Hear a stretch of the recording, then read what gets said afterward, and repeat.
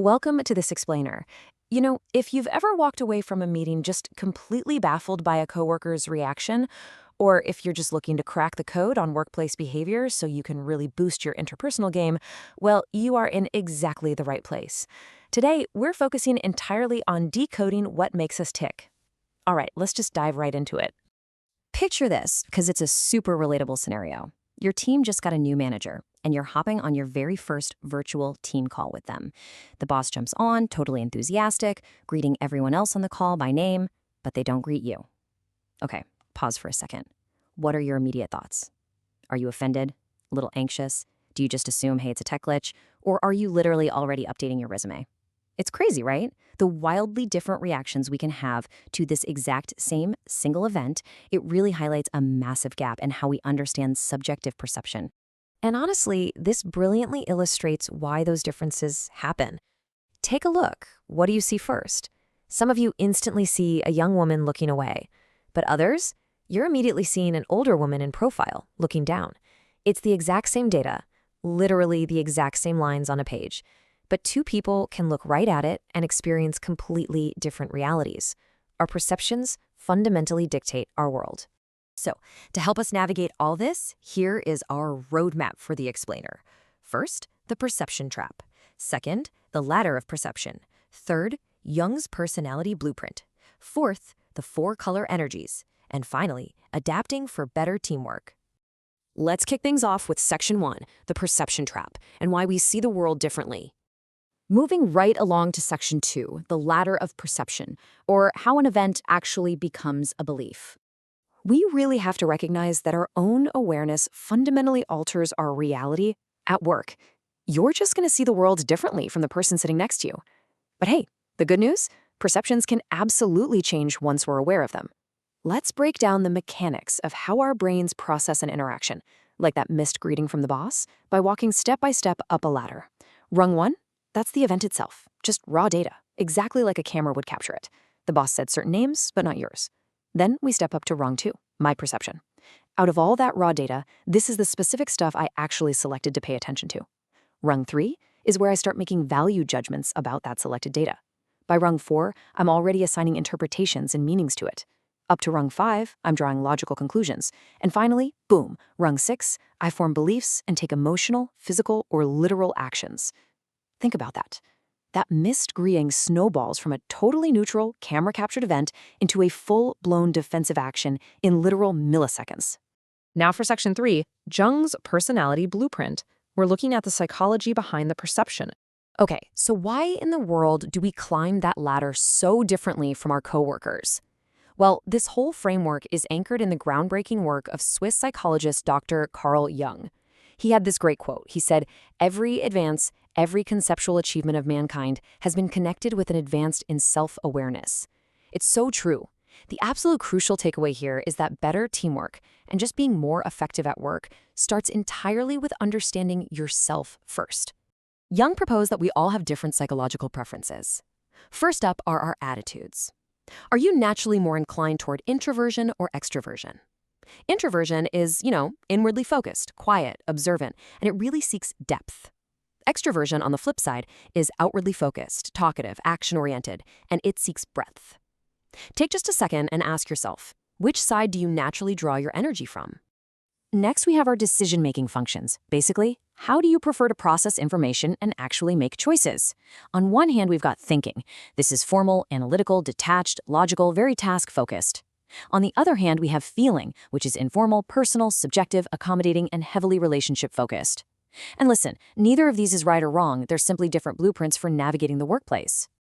All right, Section 4, the four color energies. This is where we start visualizing those Jungian preferences. Let's take those academic theories and map them into something we can instantly recognize. This right here is the Insights Discovery color wheel. It's simple, but man, is it profound. It maps extroversion on the right, introversion on the left, thinking up at the top, and feeling down at the bottom. And what that does is create four distinct color energies: cool blue, fiery red, earth green, and sunshine yellow. Now, here's the key. We actually have all four of these color energies inside us. It's your specific, unique combination of all four that creates the totally unique you. Let's break these down, starting with fiery red. This is the combo of extroverted and thinking preferences.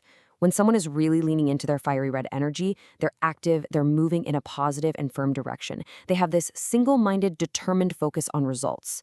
They'll approach you in a super direct, straightforward manner, and they're highly purposeful. They want specific, tangible outcomes. Basically, if you need something done yesterday, you want fiery red energy on it.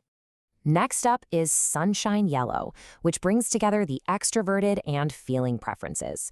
When we tap into our sunshine yellow energy, we just radiate enthusiasm. We naturally want to encourage others to jump in and participate.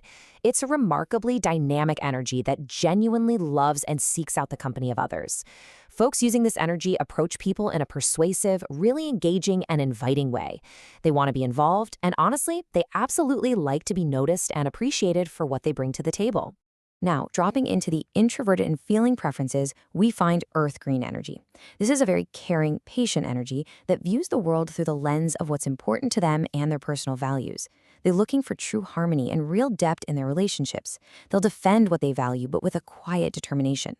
They strongly prefer democratic approaches, and they will literally go completely out of their way to make sure every single individual perspective is heard and considered before making a choice. Finally, we have cool blue. This is the mix of introverted and thinking preferences. When we tap into cool blue energy, we are cautious, precise, and very deliberate. We want to deeply understand the world around us, but we prefer to do it from a detached and objective standpoint. This energy heavily values independence and intellect. They want to completely think things through before committing to any action. They absolutely need information to be accurate and totally complete before they proceed. Moving to Section 5, Adapting for Better Teamwork. This is all about flexing your color energy. Okay, so now you know the colors, but how does this actually help you? Well, here is the catch, and it's a big one. These energies have a dual nature. Under normal circumstances, you're going to see the good day traits. Sunshine yellow is sociable and dynamic, fiery red is competitive and purposeful, but look at what happens under stress. Those exact same strengths can sharply flip into bad day liabilities. That fun, sociable sunshine yellow suddenly becomes frantic, indiscreet, and hasty. That purposeful fiery red, it turns aggressive, intolerant, and controlling. Recognizing this intense shift, both in yourself and in your teammates, is literally the very first step in adapting your behavior so you can interact more effectively. I want to give you one final layer to process here, your perceiving functions. Look at this sunset. If your perception naturally leans towards sensation, you see exactly what is literally right there in front of you, specific, present-oriented facts. You see a horse, the sun, the grass, the color orange. But if your perception leans more toward intuition, you're taking a much more global, conceptual view. You look at this exact same scene and you see abstract concepts, things like friendship, freedom, open space, companionship.